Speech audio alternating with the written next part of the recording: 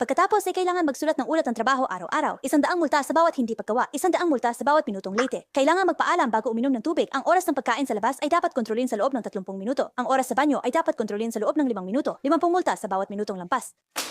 Ito ay masyadong walang puso. Talagang parang mga kapitalistang walang konsensya. Oo nga, ang walang pusong boss, parang hindi itinuturing na tao ang mga manggagawa. Ang mga kumpanya, tulad ng sa amin na may 2 araw na pahinga at walang overtime at hindi kailangan mag-adjust ng pahinga sa mga holiday, ay talagang bihira sa mundo.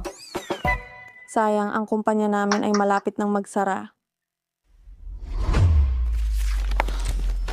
Ako si Lin Siwang, nagmula sa isang maliit na bayan sa lalawigan ng Shanhe at ako ang tunay na anak ng mayamang pamilya na nagkamali ng pag-aampon. Matapos makuha ang tirahan sa lungsod ng Beijing at magtagumpay sa pagsusulit sa kolehiyo, itinatag ko ang sarili kong kumpanya. Sa simula, ang aking kumpanya ay patuloy na umuunlad at masaya ang mga empleyado.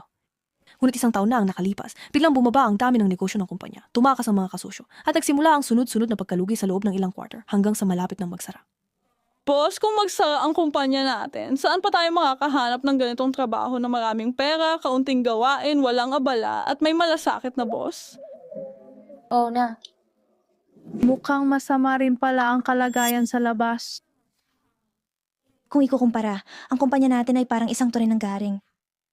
Boss, mula na maging fresh graduate ako, sumama na ako sa'yo. Sa susunod mong pagnenegosyo, pwede mo ba akong isama? Ala nga, hindi makaroon sa nabis mga negosyo.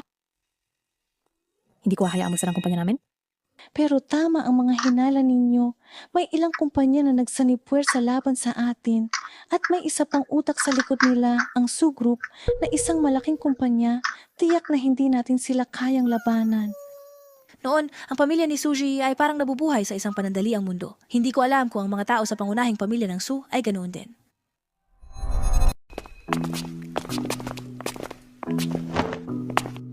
Boss, itong grupo ng mga tao ay pumasok at sinabing hinahanap ka nila. Hindi ko pa nasasabi sa'yo, basta na lang silang pumasok. Miss Lin, iniimbitahan kayo ng aming amo na pumunta. Ginoo? 21 siglo na. Paano pa may ganitong tawag? Sino po ba ang ginoo ninyo? Tagapangulo ng Sushi Group. Boss, iyon ang nangunguna laban sa atin na Su Group. Bakit nila ako hinahanap? Ang matanda ay nag-aanyaya sa iyo na bumalik at manahin ang Sushi Group.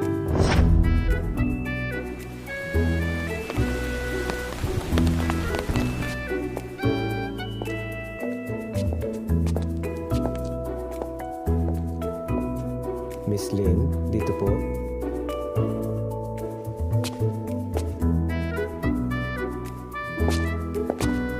Miss Lin, maupo ka muna. Tatawagin ko si Ginoo.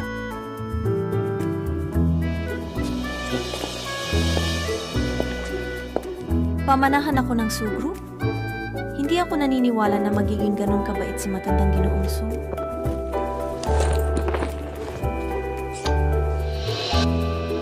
Su Changfeng, kasalukuyang executive president ng Su Group, panganay na anak ng pamilya Su, may sapat na gulang at mahinahon, may pambihirang kakayahan, mukhang napakahusay.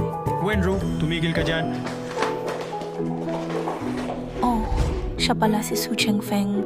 Ilang beses ko nang sinabi, kilalanin mo ang iyong lugar. Ako ba sa puso mo ay isa lamang laruan na pwedeng wala o nandyan? Wenru, lumampas ka na sa hangganan. Alam ko. Saan ba mukhang mature at mahinahon si Su Changfeng? Sa halip ay parang walang silbing galit na bossy siya.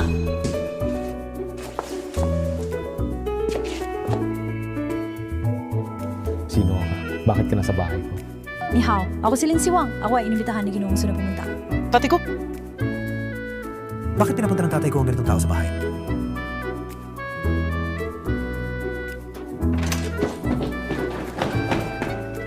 Suchie, hindi na naman ba ito isa sa mga babaeng nakit mo mula kung saan? Anong babae? Sabi ko na, ako ay pinapunta ni matandang Ginoong Su. Ano? Naglakas loob pang pumunta sa bahay. Tingnan ko nga kung sino ang ganito kalakas ng loob. Ito si Su Chie, isang kilalang mapangahas na anak mayaman sa lungsod ng Beijing. Hindi ko inakala na ganito ang paraan ng pagtanggap ng pamilya Su sa mga bisita. Kung ganito, aalis na muna ako. Miss Lin, sandali lang. Pasensya na, medyo pagod ako nitong mga nakaraang araw, nakatulog ako at hindi ko na malaya ng oras. Hindi maaga, hindi rin huli, sakto lang na dumating ka nung paalis na ako. Ang galing mo talagang matulog ng eksakto. Siwang, ang dahilan kung bakit kita tinawag dito sa bahay ngayon, sinabi na ba sa'yo ng tagapamahala? Sa amin. Kaya ano ang iyong pasya? Sulauye, meron kayong 3 anak na lalaki, pero wala akong koneksyon sa Su Group. Bakit ninyo ako pinipilit na magmana ng Su Group? Magmana ng sushi group? Pa, bakit hindi mo sinabi sa akin ang tungkol dito? Pa, nababaliw ka na ba? Hindi naman siya kapamilya. Anong karapatan niya? Sino ang nagsabing hindi bahagi ng pamilya Su si Binibining Lin? Ang ibig bang sabihin nito ay sininsiwang ay anak sa labas na inalagaan ng matanda sa labas? Kung tutusin, tayo nga isang pamilya. Noong mga nakarang taon, ikaw ay kinilala mula sa probinsya ng Shahe at bumalik sa lungsod ng Beijing pagkatapos ay kinuha mo pa ang pamamahala ng isang sangay ng Su Group. Sino nagsabi na akong mahawak sa sangay ng pamilya Su? Yung ang pinagmulan ng iyong Lin Group ay hindi ba ang sangay ng Su Group? Ikaw pala ang tunay na anak na kinilala ng sangay ng pamilya Su. Kaya pala isa ka lang palang galing sa liblib na lugar na dinala pabalik. Ay, Lin ang apelyido mo. Sasabihin ko sa'yo, kung hindi ko alam ang mabuti sa masama, marami ang gustong makipag-ugnayan sa pamilya Su. Ikaw at ang iyong Lin Group na makipag-ugnayan sa pamilya Su, malaking karangalan na yon para sa'yo.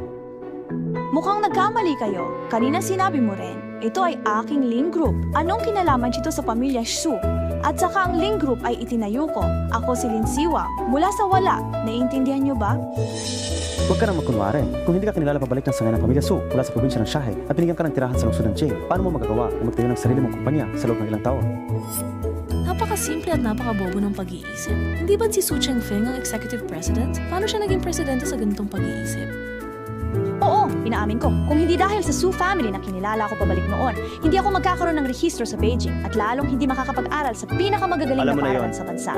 Pero hanggang doon na lang iyon. Kunin na lang natin si Su Ji. Ang pinakamalaking impluensya sa akin ay ang rehistro sa Beijing at mga mapagkukunan ng edukasyon na mayroon na siya mula ng ipanganak. Pero ano ang resulta? Ang naging valedictorian sa college entrance exam ay ako, hindi siya. Ang nagtatag ng Lin Group at bumili ng sangay ng Su family ay ako rin, hindi siya. Oo, inaamin ko, ang pagbabalik sa Su family ay isang pagkakataon. Pero ang pagkuha ng pagkakataon para baguhin ang buhay ay ako rin. At tungkol sa sinasabi mong mga resources ng Beijing, iyon ay para lang mapadali ang aking landas. At kahit wala ang mga iyon, makukuha ko pa rin ang gusto ko. Kahit na ako si Lin Siwang, makukuha ko pa rin ang gusto ko. Lalo na ang pamilya Su mula pa sa simula ay hindi nagbalak na tratuhin ako ng mabuti. Kung hindi dahil sa aking malinis na pinagmulan, baka matagal na akong nilamon ng mga mayayamang pamilya na walang natira kahit puto. Kahit ano paman, sa huli ang kumpanya ninyo ay magsasara rin, hindi ba dahil sa iyong kawalan ng kakayahan? Oo nga, huwag maghanap ng dahilan para sa iyong kawalan ng kakayahan. Sige, bahala kayo kung ano ang gusto niyong sabihin. May lahi bang dakila ang pamilya Su? Bakit parang hindi kayo nakakaintindi ng sinasabi ng tao? Siwang, wala sa isip ng mga anak ko ang ganong bagay. Hindi mo na kailangan magpaliwanag, Ginoong Su. Alam ko na hindi ninyo ako pinapahalagahan, pero hindi ko rin kailangan ng inyong pagpapahalaga. Ngunit, sa totoo lang, naniniwala ako na magaling si Siwang at dahil pamilya pa rin tayo, dala ko ang buong sinseridad ko, taos pusong iniimbitahan kita, Siwang, na ipagpatuloy ang Su Group. Mapagkunwari, kung talagang may sinseridad, bakit kanina hindi siya nagsalita kahit isang salita? Kung totoo ang inyong intensyon, bakit kailangan ninyong manguna sa pag-target sa aking kumpanya? Alam ko na interesado kayo sa aking kakayahan sa trabaho. Ngunit dahil masyado akong matigas ang ulo, gusto ninyong mag-bankrupt ang aking kumpanya bago ninyo ako hikayatin na sumali sa Su Group, tama ba? Si Siwang ay talagang natatangi, matalino. Ngunit pasensya na, ayoko sumali, may sarili akong kumpanya, mababait ang mga empleyado ko, ayoko silang iwan. Bukod pa rito, wala akong ugali na magtrabaho para sa iba. Ang iyong kumpanya ay malapit ng magsara? Ang Sushi Group ang pinakaangkop na lugar para sa iyo. Talagang tatanggihan mo ba ito? Sinabi mo rin na malapit ng magsara, pero hindi pa naman ito nagsasara, di ba? Bukod pa rito, bago ako pumunta rito ngayon, medyo kinakabahan ako, pero pagkatapos ng maikling pag-uusap natin, sigurado akong hindi magsasara ang kumpanya ko.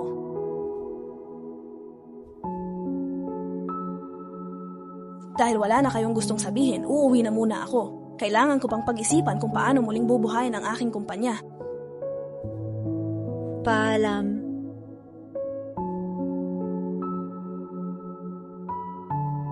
Kung ayaw mo ng respeto, huwag mo akong sisihin kung magiging bastos ako. Ang mamayan ng pamilya na sasabing magmamana ng kumpanya ay magmamana ng kumpanya.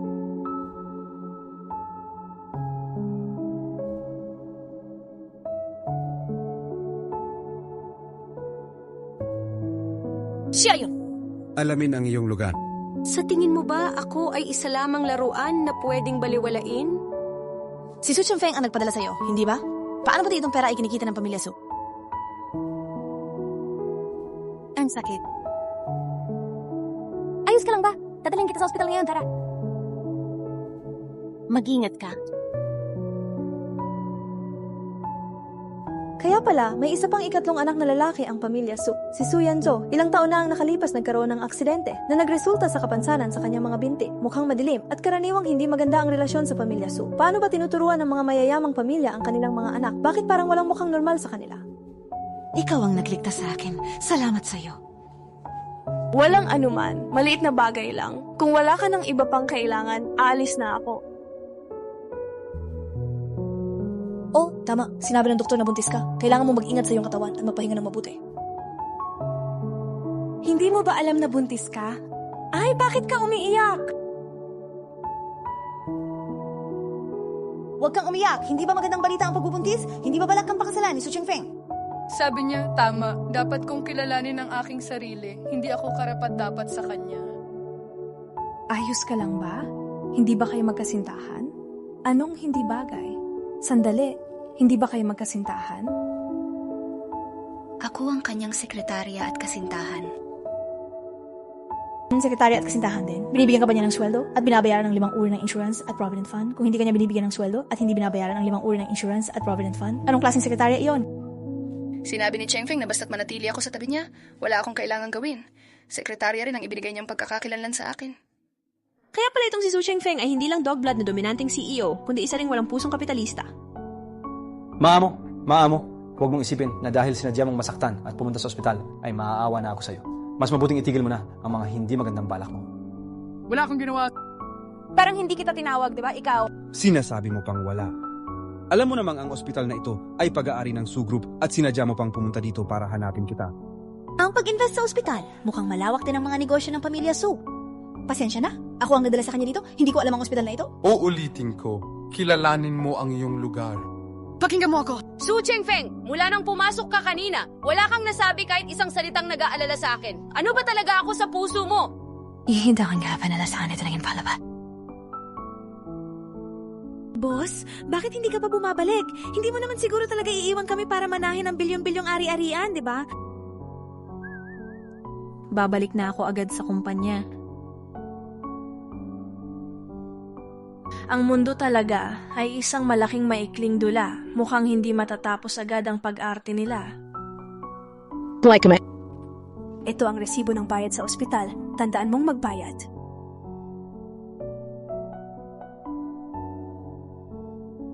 Boss, hindi mo talaga balak bumalik para manahin ang Su Group, di ba? Huwag naman, boss. Sino yung nagsabi na gusto kong manahin ng Su Group? Pero, iyon ay ang Su Group, isang kilalang malaking kumpanya sa Beijing. Boss, hindi ka ba talaga natutukso? Medyo. May konti. Walang libreng tanghalian sa mundo, malamang may masamang balak din ang matandang Su na iyon. Kung ganon, mas mabilis na magsasara ang kumpanya natin. Tinanggihan ng boss ang Su Group, mas lalo nilang tututukan tayo. Ayokong pumunta sa labas para maapin ang mga sakim na kapitalista. Boss! Huwag kayong mag-alala. Nandito ako. Hindi mababangkrap ang kumpanya at hindi ko rin hahayaang mapunta kayo sa lansangan. Tanggapin ang pagdurusa. Ngayon, nasa harap ninyo ang proyekto ng Chengsheng Group. Kung makukuha natin ang proyektong ito, magkakaroon ng pag-asa ang ating kumpanya. Pero hindi pa tayo nakipagtrabaho sa Chengsheng Group dati. Narinig ko na ang boss ng kumpanyang ito, si Jiang ay may napakaibang ugali. Talaga bang maayos ang kumpanyang ito? Dahil nga sa kakaibang ugali ng boss, hindi pa siya nakipag-collaborate sa amin at hindi rin sa Su Group. Kaya kung makikipagtulungan tayo sa kanila, makakaiwas tayo sa kanilang parusa. Kung ganoon, makakapagpatuloy tayo sa pagtrabaho sa kumpanya. Tama! Sige, lahat magtrabaho ng mabuti. Ipakita ang inyong kakayahan, tapusin ang proyekto, at ako mismo ang makikipag-usap kay Mr. Jiang para sa pakikipagtulungan. Sige.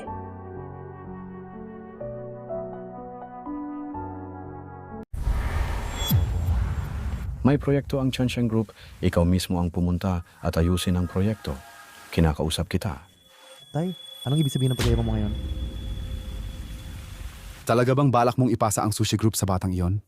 Ikaw ang presidente ng Sushi Group, maging mahinahon ka.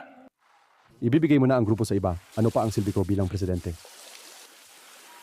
Tungkol sa kung anong dahilan, sasabihin ko sa iyo sa hinaharap. Ang tungkulin mo ngayon ay pumunta sa Tiansheng Group at agawin ang proyekto mula sa kamay ni Lin Siwang. Tama, siya ang kasalukuyang namamahala sa kumpanyang ito. Kung makukuha mo ang proyekto mula sa kanya, Maging kampante ka, ako na ang bahala dito. Maganda ang pagkakagawa ng project proposal. Lahat ay naghirap kamakailan sa proyekto. Sabihin sa HR, lahat ng sumali sa proyektong ito ay makakakuha ng 3 araw na bayad na bakasyon. Kung magtagumpay ang ating pakikipagtulungan sa Tiansheng Group, dodoblehin ang sahod ng lahat ngayong buwan. Sige, kakausapin ko sila ngayon. Ang nilalaman ng proyektong ito ay tugma sa pangunahing negosyo ng aming kumpanya. Basta't walang hindi inaasahang mangyari, tiyak na matatag ang kooperasyong ito. Su Chingfeng, paano siya nandito? Hindi ba't ang kumpanya nila ay walang negosyo sa Tiansheng Group? Lin Siwang, nakatakda kang mag-aksaya ng oras ngayon. May sakit ba siya? Ngayon, nandito ako para makipag-usap kay Jiang ng Tiansheng Group tungkol sa pakikipagtulungan. Kung ito'y magiging walang kabuluhan, hindi ikaw ang magpapasya. Sakto, ako rin. Pero nakikita kong wala kang dala na hindi mo dala ang project proposal. Alam mo ba kung anong usapan ng kooperasyon nito? Naniniwala ako na kahit anong usapan ng kooperasyon, walang sino man ang pipiliing talikuran ng Su family at makipag-ugnayan sa maliit mong kumpanya. Oh, kaya pala hindi mo sinasadya. Sige, magpatuloy ka sa pag-iisip. Kailangan kong makipag-usap kay Jiang tungkol sa pakikipagtulungan. Ay, parang nasa banda roon ang opisina ni Jiang. Mukhang papunta ka sa banyo sa direksyong iyan. Gusto ko lang pumunta sa banyo, bakit? Basta masaya ka. Nakakainis na Lin Siwang.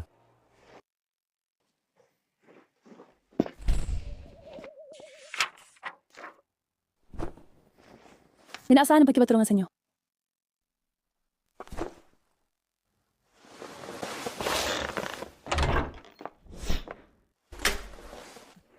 Ang galing mo magpanggap na lalaki. Su Chingfeng, bawal manigarilyo sa loob. Hindi mo ba alam?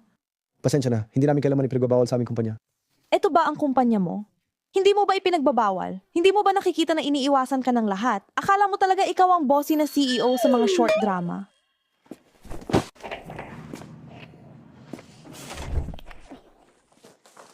Bakit nagtatapon ka pa ng basura? Talagang walang disiplina. Boss, uminom ng tubig. Salamat, huwag kalimutang maglabas ng resibo at ipasa sa accounting para sa reimbursement. Oh, boss, kumusta na? Pumayag ba si Jiang na makipag-cooperate sa atin? At anong plano ang kailangan para makipagtulungan sa Su? Ang makipagtulungan sa Su ay isang malaking biyaya para sa iyo. Huwag kang maging walang utang na loob. Ikaw na Jiang, binibigyan kita ng 3 araw para mag-isip-isip. Kung hindi, ipapakita ko sa iyo ang kahihinatnan ng pagkontra sa pamilya Su. Ang Su Chingfeng na ito ay talagang hindi binigo ang aking inaasahan. Boss, si Su Chingfeng ba talaga ang presidente? Yung mga sinabi niya kanina, parang may problema yata dito. Kung may problema siya o wala, hindi ko alam. Pero alam ko na ang pakikipagtulungan namin kay Jiang ay dapat na matatag na. Sir Jiang, ayos ka lang ba? Linzong, bakit hindi pa kayo umuuwi? Sa totoo lang, Shangsong, napakahalaga ng proyektong ito para sa aming kumpanya. Kung wala ang inyong tiyak na sagot, hindi ako mapapanatag na umalis. Linsong, dati nakitang nakilala. Alam kong isa kang napakabuting tao. Tiningnan ko rin ang inyong plano ng kooperasyon at talagang pinaghirapan ito. Eigentlich bedingungsweise.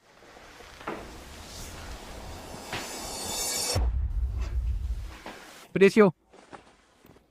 Napakaganda, Shangsong! Masaya ako makipagtulungan. Hindi kayo bibiguin ng aming kumpanya. Magkakaroon tayo ng pamatagalang kooperasyon. Boss, paano? Makukuha ba natin ang proyektong ito? Hindi ba? Talagang magsasara na ang kumpanya natin? Ayoko lang magpadala ng resume. Malit na Tiansheng nakuha. Sinabi ko na, hindi ko kayo hahayaang lumabas para maabuso ng walang pusong boss. At sinabi ko rin, basta makuha natin ang proyektong ito, doble ang bonus ng lahat ngayong buwan. Nabuhay ang boss, magiging tapat ako sa inyo habang buhay. Ako rin ay manunumpa ng katapatan sa inyo. Kayo ay talagang anghel na tagapagbantay namin mga manggagawa. Huwag mag-alala, sumunod lang sa akin at pagtrabaho ng maayos, hindi ko kayo pababayaan. 3 araw na. Alam na ba ng apelidong Jiang ang pagkakamali niya? Suzong, nakipagkasundo na ang kumpanyang iyon kay Lin Siwang. Ano? Ang tapang naman ng apelidong Jiang na yon, nakipag-collaborate na siya sa kanya. Ihanda mo ang sasakyan, pupunta tayo sa kumpanya natin.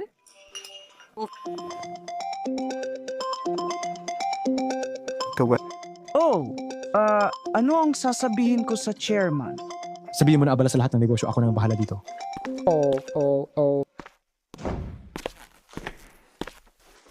Ang apelido ay Jiang. Naglakas loob siyang suway ng utos ko at makipagtulungan kay Lin Si Wang. Alam mo ba ang kahihinat na ng paglabag sa aking hangganan? Hay, inuutusan kita na agad itigil ang pakikipagtulungan kay Lin Si Wang. Kung hindi, hindi mo kakayanin ang kahihinat na ng paggalit sa pamilya Su. Anong nakakatawa? Lin Si Wang. Anong ginagawa mo rito? Apelido Jiang. Sinabi ni Jiang na sumasakit ang ulo niya kapag nakikita ka niya, kaya napilitan akong makipagkita sa iyo. Sulao, sa laki ng Su Group ninyo, nakakatawa na umaasa kayo sa pananakot sa negosasyon. Hindi alam ng iba, baka isipin nila na panahon pa ng mga oligarko ngayon. Basta't magutos si Su, lahat ay kailangang makipag-cooperate sa Su Group ninyo. Lisong, huwag masyado lumampas. Ginoong Su, hindi mo pinadala ang mga veteranong may karanasan sa negosasyon para agawin ang aking proyekto. Sa halip ay pinadala mo ang iyong hangal na anak, may iniisip ka bang iba? Tumahimik ka. Su Chengfeng, bumalik ka agad ngayon. Sige, handa ako maghintay anumang oras. Ang matandang Su na ito ay talagang iba ang sinasabi sa harap at iba sa likod. Pero bakit niya ako pinipilit na magmana ng Su Group? Umalis na siya. Pinaalis ko siya. Hey, nako! Sa pagkakataong ito, talagang utang na loob ko sa'yo. Yung si Mr. Su, ngayon, kapag naririnig ko ang pangalan niya, sumasakit ang ulo ko. Sino ba naman ang pupunta para makipag-usap sa negosyo na walang dalang mga dokumento, walang dala, kundi bibig lang at puro daldal? At saka, ang negosyo ng kumpanya ko, wala talagang koneksyon sa kanya. Parang walang kaugnayan. Hindi ko alam kung ano ang pag-uusapan namin. Naiintindihan.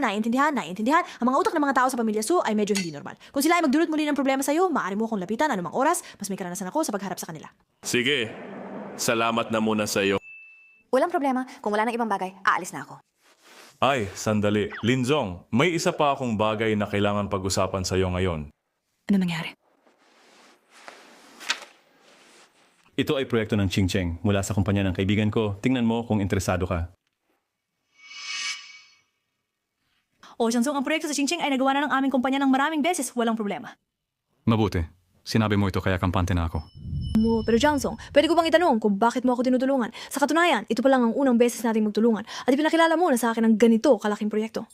Lahat tayo ay magkababayan. Kung makakatulong, tutulungan. Ikaw rin ay tagalalawi ka ng Shanhe. Oo, narinig ko na rin ang tungkol sa mga nangyari sa iyo dati. Pagkatapos mong makilala ang iyong mga magulang, pumunta ka mula sa probinsya ng Shanhe, papunta sa lungsod ng Jing. Kahit hindi ka tanggap ng mga magulang mong mayaman, sa pamamagitan ng sarili mong pagsisikap, nakuha mo ang pinakamataas na marka sa lungsod ng Jing na hindi madali. Lin, ikaw ang ipinagmamalaki ng probinsya ng Shanhe. Matagal na yon. Napaka mapagpakumbaba mo naman. Narinig ko na sa mga empleyado ko, sabi nila. Napakaayos ng komunikasyon sa iyong team na nangangahulugang ang iyong team ay nagtatrabaho ng may kaseryosohan at responsibilidad. Kapag ibinigay ko sa iyo ang proyekto, kampante ako. Siyempre naman, ang mga empleyado namin ay buong puso para sa kumpanya. Minsan, mas nag-aalala pa sila sa kumpanya kaysa sa akin. Oh, ganun ba? Mukhang may espesyal na pamamaraan si Lin sa pamamahala ng kanyang team. Wala namang espesyal na paraan, basta't mabuti ako sa mga empleyado at ang mga empleyado, natural na magiging mabuti rin sa akin. Tunay na kabutihan ang kapalit ng tunay na kabutihan. Chen, bumalik na ako. Bumalik ka na? Sakto lang, halika, maghugas ng kamay at kumain. Wow, ang daming masarap na pagkain. At saka, tada, ang paborito mong sweet and sour na spare ribs. Kaya na? Tama, narinig ko mula sa mga empleyado ng inyong kumpanya na ilang araw na ang nakalipas, pinapamana ulit sa iyo ni Kinong Su ng Su Group, ang ari-arian ng pamilya. Bakit hindi ka pumayag? Siyempre hindi ko pwedeng pumayag. Hindi ito kasing simple ng pagkilala sa kamag-anak noon. Lalo na't hindi maganda ang intensyon ni matandang Su, pero wala akong ebidensya. Tama rin. Ay nako, tama na. Huwag mo nang isipin. Kumain ka na. Ay, oo nga pala. Sinabi sa akin ni Mama Direktor na kung may oras tayo, bumalik tayo minsan. Sabi niya, namimiss na tayo ng mga bata sa ampunan. Pag natapos ko na itong mga gawain at naging stable na ang kumpanya, babalik tayo. Sige. Hindi maganda ang pakiramdam ni Papa. Kaya pumunta siya sa ibang bansa para mapagaling. Bawasan mo ang pag-inom mo. Lumayas ka. Kailan pa naging karapatan mo na pakialaman ako sa pamilyang ito? Ang kuya ay gustong makuha ang proyekto ni Lin Si Wang pero niloko siya kaya galit siya ngayon. mag-ingat ka at baka ikaw ang mapagbalingan. Ang kuya ay isang inutil. Hindi man lang makaya ang isang babae. Oh, kung magpapatuloy ito, ang sushi group ay aalisin si Lin Siwang tulad ng... Pangarap, siya isang babae, nangahas makipag-agawan sa akin ng mana, kailangan kong bigyan siya ng leksyon. Linzong, naalis ka ba? Ngayon ang unang araw ng konstruksyon ng proyekto namin kasama si Zhang. Kailangan kong personal na pumunta sa site para tingnan. Hindi ba't si Engineer Joe sa site ay madalas namang nakikipagtulungan sa atin? Dapat wala namang problema, di ba?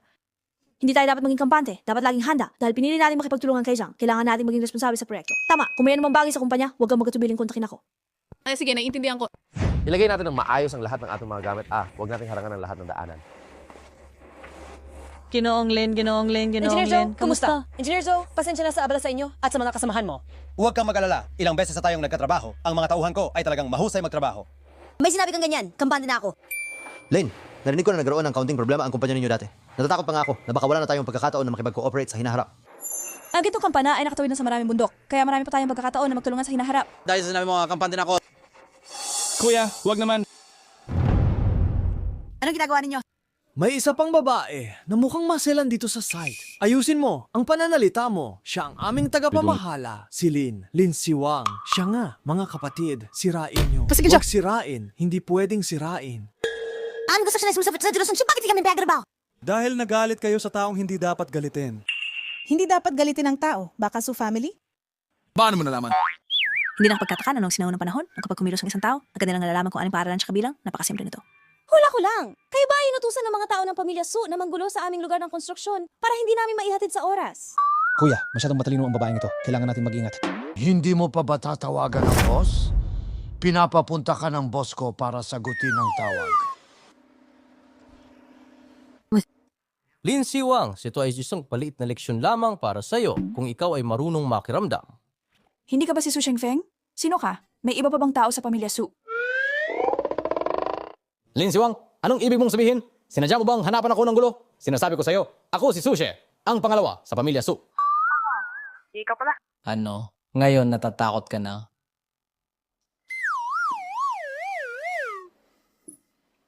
Ang babaeng ito, ang lakas ng loob na baba ang tawag ko. Magandang araw. Ang tinatawagan ninyo ay kasalukuyang nasa isang tawag. Pakisubukang muli mamaya.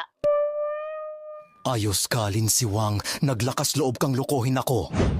Hello? Isang-isang zero ba ito? Gusto kong mag-report sa pulis. Ngayon kami ay nasa numero 321. Spring Sunshine Road. May mga taong humahadlang sa aming normal na konstruksyon at naghahanap ng gulo. Pakiusap pumunta kayo dito. Anong ginagawa mo? Sige, salamat. Hindi ba halata? Nagre-report ako sa pulis. Kung pupunta ka ulit, babasagin ko na itong cellphone. Mukhang ito ang pinakabagong modelo ng Apple. Pwede bang pagbigyan niyo kami sa transaksyon na ito kay Sushi? Ito ay Apple 17 Pro Max 2 TB. Unang presyo ay 17,999. Ang mahal naman. Naku, saan mo nakuha ang ganitong karaming pera? Kami naman kapatid, kumita lang na wala pang 10,000 piso sa trabahong ito. Pero bumili ka ng cellphone na nagkakalaga ng 20,000. Baka ikaw ay... Ang dami namang tao, 1,000 lang ba ang binigay ni Sushi? Ay, tama na. Huwag mo nang saktan. Ibabalik ko na ang cellphone mo. Hindi naman talaga sa'yo ito. Mahirap din akong kumita ng pera. Mas maganda pa ang cellphone ko kaysa dito. Kahit ibinalik mo ang cellphone sa amin, hindi ka pa rin sa amin palalampasin. Kahit sa ganitong trabaho, may profesionalismo kami. Sige, sabihin mo na lang ang mga iyan sa pulis. Bakit kayo na naman? Tara na, pamilyar na kayo sa daan na ito, di ba? Tara. Linzong, bakit mo kami dinala sa ospital para magpa-check up? Wala naman sa amin ang nasaktan o nabugbog. Lahat kayo ay nagtrabaho ng mabuti, kaya't mas mabuti na magpa-check up para makasiguro. Pakinggan niyo ako, gawin niyo ang pinakamahal na check up. Tandaan na huwag gamitin ang insurance, itago ang resibo ng ospital, at ang mga resulta ng check up, may magre-reimburse niyan. Engineer Joe, matagal na tayong magkasama. Hindi mo pa ba ako pinaniniwalaan sa Siwang? Kung naniniwala ka sa akin, dalhin mo ang mga kasama mo para magpa-check up. Libreng physical exam, huwag nang palampasin. Sige mga kapatid, magpasalamat tayo kay Linzong. Salamat kay Linzong. Lahat magparehistro Halika na dito. Oo. Paulit-ulit na lang ang Su family sa paghahanap ng gulo. Paano naman makakaraos kung walang benepisyo? Wala namang espesyal na paraan. Basta mabuti ako sa mga empleyado at ang mga empleyado naman ay magiging mabuti rin sa akin. Tunay na puso kapalit ng tunay na puso. Lahat, itigil muna ang ginagawa ninyo at pumunta rito. Tingnan ninyo ito. Ano ito? Ito ba ay isa pang proyekto? Boss, kung makuha natin ang proyektong ito, kikita ba ang kumpanya natin ng mas maraming pera? Ang bonus ba natin sa susunod na buwan ay dodoble? Hindi ninyo makukuha ang proyektong ito. Bakit? Hindi pa nga natin nasusubukan. Dahil nakuha ko na. Wow. Boss, talagang tahimik kang gumagawa ng malalaking bagay. Ang proyektong ito at ang proyekto ni Zhang ay nasa parehong antas, di ba? Ang kumpanya natin ay parang bagong nabuhay at agad na naging matagumpay. Pagkatapos kunin ng kumpanya namin ang proyektong ito, tuluyan na itong nabuhay at hindi na basta-basta magsasara. Sige. Pero hindi ba tayo muling guguluhin ng pamilya Su? Sa huli, sila ang palaging nakatutok sa kumpanya natin noon. Noong una, ay naloko ako ng pamilya Su. Hindi ko inakala na gagawa sila ng mga lihim na galaw sa likod. Ngayon, alam ko na, hindi ko na sila hahayaang magtagumpay sa susunod. Lalo na't ang minanang talino ng pamilya Su, wala namang dapat ikatakot. Gusto mo bang ipahiya ako ng husto? Tay, huwag ka nang magalit. Tay, bakit mo ako sinampal? Ang proyekto ay nawala dahil kay kuya. Wala akong kinalaman dito. Mas wala kang kwenta kaysa sa kuya mo. Araw-araw ka lang alam kumain, uminom, at maglibang. Wala kang maitutulong sa kumpanya. Talagang isa kang walang silbi. Tay, huwag kayong magalit. Nagkamali ako ngayon. Bigyan niyo pa ako ng isa pang pagkakataon. Sige na. Hindi simpleng tao si Lin Siwang, kaya huwag mo na siyang guluhin sa hinaharap. Manatili ka na lang sa kumpanya at ayusin ang mga gawain doon. Tama na. Ganun na nga. Bunso, bakit ka nandito? Narinig ko nagkaroon ng problema ang kumpanya. Ang kumpanya ay walang anumang kaugnayan sa iyo. Hindi mo kailangang makialam. Paano ko napalaki kayong mga walang silbi? Talaga bang wala nang susunod sa akin sa Su?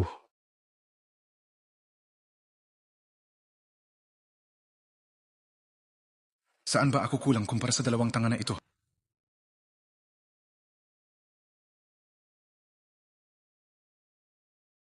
Ang mga kuya ay talagang kalmado. Paano mo nagawang pumunta rito? Hindi mo ba hinahanap ang prinsesa ng kapayapaan mo? Kuya, sinabi ko na ng maraming beses, siya ang nagligtas sa akin. Ano ang ibig sabihin ng sinabi mo kanina? Narinig ko na ilang araw ang nakalipas, hinanyayahan ni Papa si Lin Siwang sa bahay at personal na sinabi sa kanya na gusto niyang gawin siyang tagapagmana ng sushi group pero sa kasamaang palad ay tinanggihan ito. Pero pinapunta pa ng Papa para gawin ang proyekto ni Lin Siwang. Pero kuya, nabigo ka. Sa tingin mo ngayon, sa puso ni tatay, sino sa inyo ni Lin Siwang ang mas angkop na magmana ng sushi group? Kuya, hindi ko kailanman naisip na darating ang araw na ito. Hindi ba't ikaw ang laging pinapaboran ni tatay? Huwag ka munang magalak, kuya. Kung si Lin Siwang ang magmamana ng sushi group, magiging Lina ang apelido ng sushi group at matatapos na rin ang magagandang araw natin. Ngunit desidido na si Papa, walang makakapigil. Kailangan lubusang pabagsakin si Lin Siwang para tuluyan siyang mawala sa paningin ni Papa. Tama ang sinabi ni Kuya. Narinig ko na ang kumpanya ni Lin Siwang ay kasalukuyang kumukuha ng isang proyekto sa Qingsheng kung makukuha ni Kuya ang proyektong yon mula sa kanya. Hindi ko inakala na matalino ka pala. Matalino? Kalokohan? Wala kang natutunan.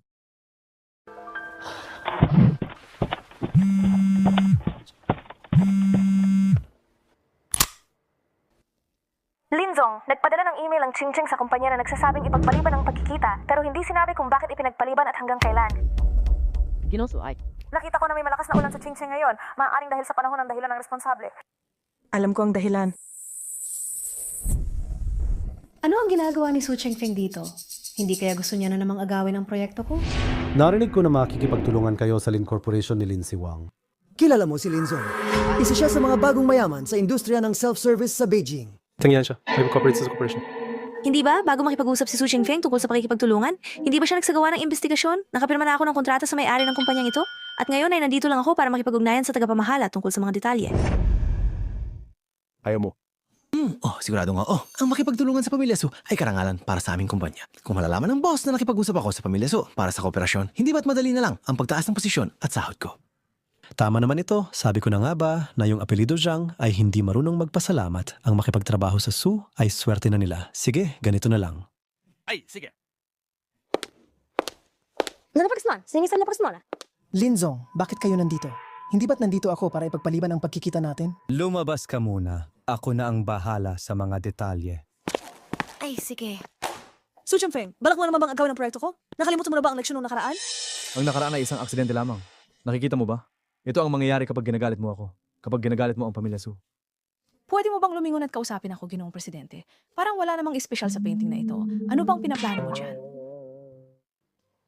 Lin Siwang, gusto mo ng proyekto, pwede rin, basta ikaw. Sandali, hindi niya sasabihin ang linyang iyon, di ba? Hindi dapat. Matanda na si Su Chengfeng. Dapat tapos na ang kanyang panahon ng pagiging immature. Lumuhod ka, humingi ng tawad sa akin. Tama nga. Masyado ko siyang na-overestimate. Basta mag-deal ka at humingi ng tawad sa akin. Ituturing kong walang nangyari ang mga nakaraang bagay. Kunin mo ang proyekto. Bakit nga ba ako naririto? Totoo pa ba ang mundong ito? Bakit? Ayaw mo. Nung kanuna ako ay... Maaari mo bang hawakan ang likod ng iyong ulo?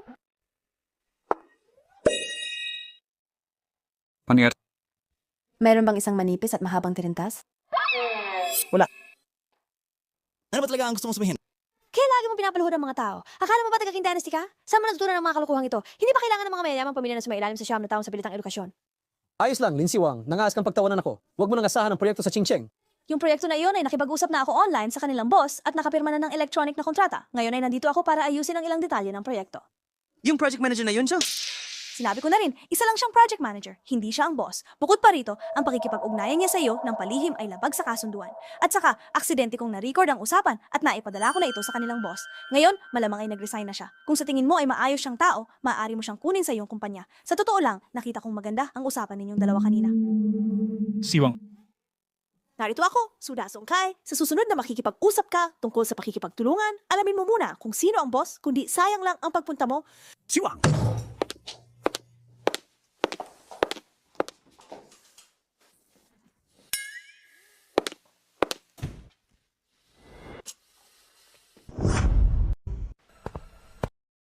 Tatlong Ginoo, lumabas na ang resulta ng pagsusuri ngayon. Lahat ay normal. Lahat ay normal. Bakit hindi pa rin gumagaling ang aking binti? Walang silbi. Lumayas ka.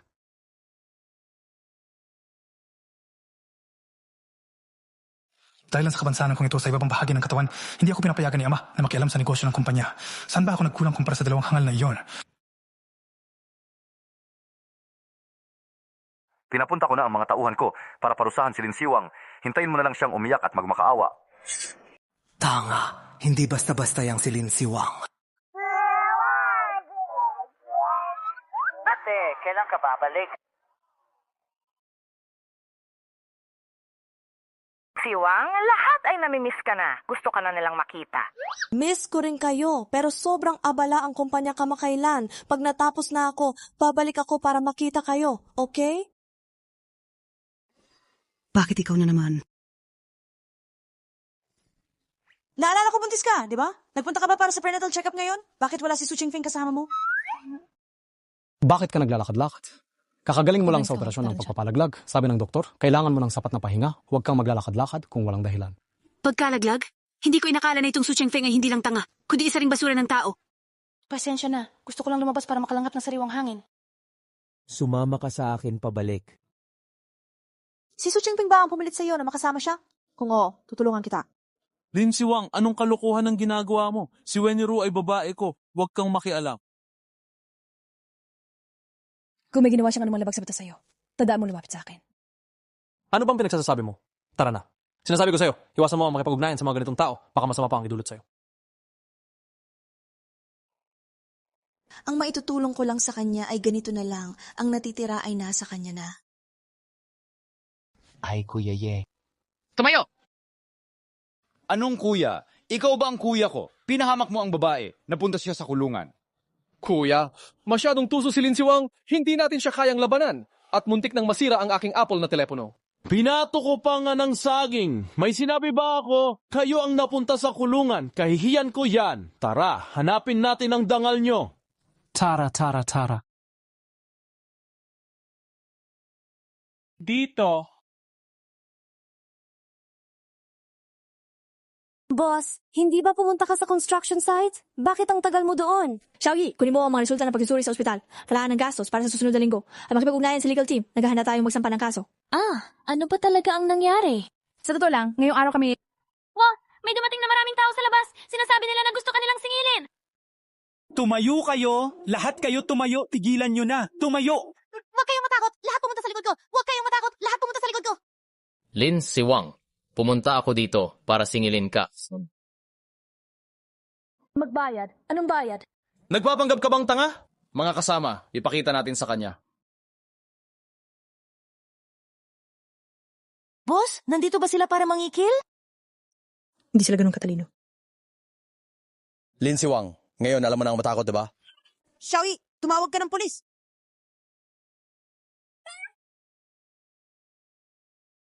Oh! Walang problema. Maya-maya papalitan niya ng bago. Apple 17 Pro Max, 20G. Boss, gusto kong sumunod sa'yo habang buhay. Wala na ba kayong ibang bagong paraan bukod sa pagtawag ng pulis? Kung pwedeng tumawag ng polis, bakit hindi tumawag? Hindi ba sa mga polis na nandiyan para palitan kami mga ordinaryong mamayan? Kung sino man sa inyo ang malakas loob na tumawag ng pulis, magiging katulad ng telepono ito ang kahinatan. Boss, kung ang aming cellphone ay nabasag, maaari rin ba kami makakuha ng bago? Siyempre. Kailangan tumaguli. Katawag ako ng polis. Putang ina, isang grupo ng mga walang takot, kunin nyo lahat ng cellphone.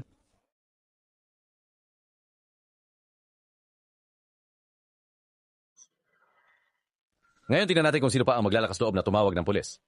Masaya ka na ba? Kung hindi ka pa masaya, may meeting room pa doon. Sakto gusto ko ng palitan ng projector sa loob.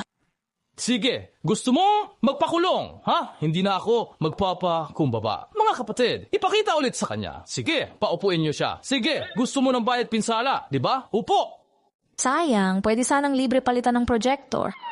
Putang ina, nasira ng cellphone. Sino sa inyo ang tumawag ng pulis? Suchie, hindi mo ba alam? Ngayon, ang mga kumpanya ay may naka-install na one-click na sistema ng alarma. Nung dumating ka kanina, nag-alerto na ako sa pulisya. Anong ginagawa ninyo? Luhod! Dalhin silang lahat! Sige! Ay, sana magbago ng maayos ang mga papasok. Lin Siwang, hintayin mo ako. Sige, hihintayin kita. Marami akong paraan para sa mga katulad mong mahilig sa batas. Boss, ano ang gagawin natin ngayon? Wala na kaming mga cellphone. Tara, bibilan kita ng bago. Boss, mabuhay! Protektahan ang Lin Group! Mamaya, linisin ang mga piraso sa sahig. Baka pwede pa itong ibenta kapag na-recycle. Kuya Ye, ano ang gagawin natin? Anong gagawin? Meron bang bagay na hindi kayang ayusin ng pamilya Su? Magbayad lang ng kaunting piyansa at makakalabas na. Maghintay ka lang.